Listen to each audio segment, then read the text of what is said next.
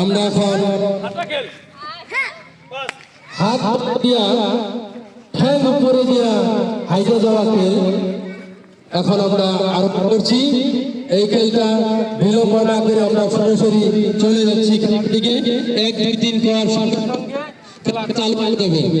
1 2 3 করার সঙ্গে সঙ্গে চালু হয়ে যায়। এদিকে চলে সরো, এদিক থেকে সাইড দাও, এদিক থেকে সাইড দাও, আরো এদিক থেকে পিছনে যাও, পিছনে যাও, পিছনে যাও, এইদিকে দেখো, একটু বেশি দেখো। শুরু 1 2 3 করার সঙ্গে সঙ্গে খেলা শুরু হবে। চলো 1 2 3 আছে আছে কে ফাঁস হতে পারে দেখো। আছে